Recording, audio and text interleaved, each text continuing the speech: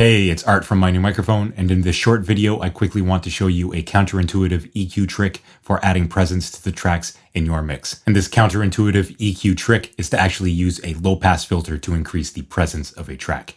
Now, the catch here is that we need to include a resonant boost or resonant bump right before this filter's cutoff frequency, and I will show you how to do that momentarily inside our digital audio workstation. So what this EQ curve will look like is we will have a large pass band of low end and mid range frequencies, and then we will have a boost right before the low pass eliminates the high end frequencies. So if we have a track with defined upper frequencies right around that resonant peak, we can help bring out that track in the mix, making it more present, while also cutting off all of those upper frequencies in the air and brilliance band. Tracks that most benefit from this treatment are those with a defined range of harmonics that don't produce any musical content beyond these harmonics. Examples include electric guitar, bass guitar, kick drum, and even snare drum. Many other tracks, while they may not have strong upper harmonics in the upper frequencies, do offer something to the mix in terms of brilliance and air in the upper frequencies. Low passing other instruments allows these instruments to shine that much more in the air and brilliance band. So we can have a win-win situation where we're actually increasing the presence of these darker instruments while allowing these brighter instruments to shine through in the mix. That being said, it's important that we don't go overboard with this low-pass filtering technique, which would cause an overly dark mix when all is said and done. So enough talking, let's hop into Logic Pro where we can see and hear this in action for ourselves. All right, so here we are inside of Logic Pro, and I just quickly want to go over how I use the low pass filter presence trick in some of my mixes. In this particular mix, we will be working on Funny You Should Ask Me by one of my projects called Blunt Cousin. And in this mix right here, I've used the low pass presence trick on the snare drum right here. So let's solo the snare quickly and have a listen to the EQ. And I'll toggle this low pass on and off.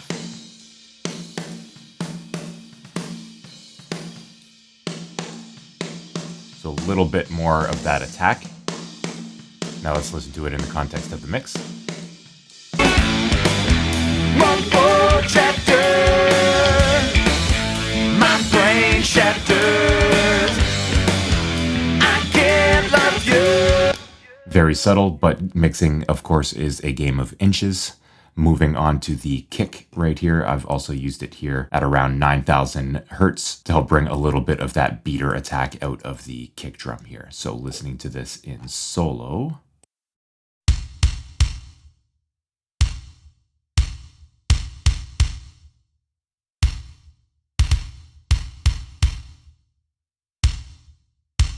So again, very subtle, and in the context of the entire mix, it sounds like.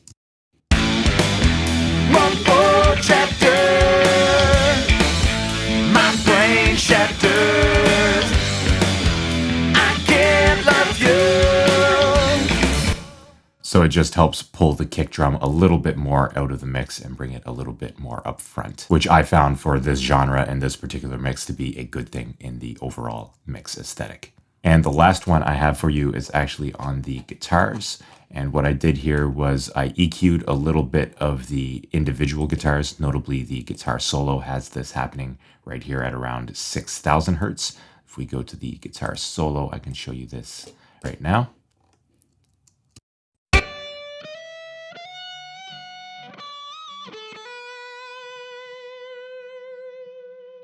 But really, the majority of this happens at the guitar bus, which is over here.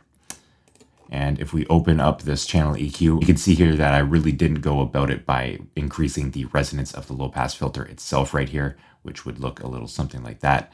Rather, what I did was I actually put a high shelf boost of about 3 dB here at about 1420 hertz. And then I subsequently low pass filtered the entire guitar bus at 7,550 hertz here. So while this is not technically the low pass filter presence trick that we've been discussing in this video, it's just another way of utilizing a sort of high shelf resonance up top, and then to have the low pass filter cut off the brilliance and air band from these instruments.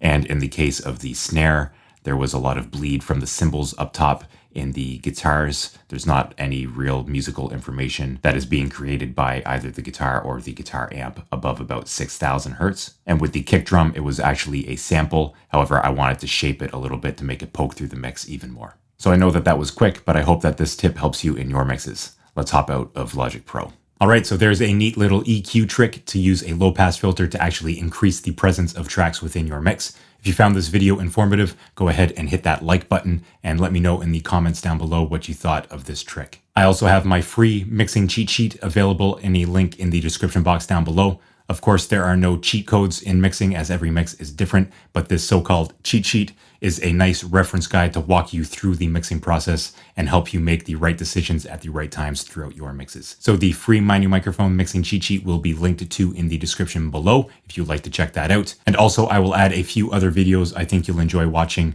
on the My New Microphone YouTube channel here. So click on this one or this one, and I will see you in the next video.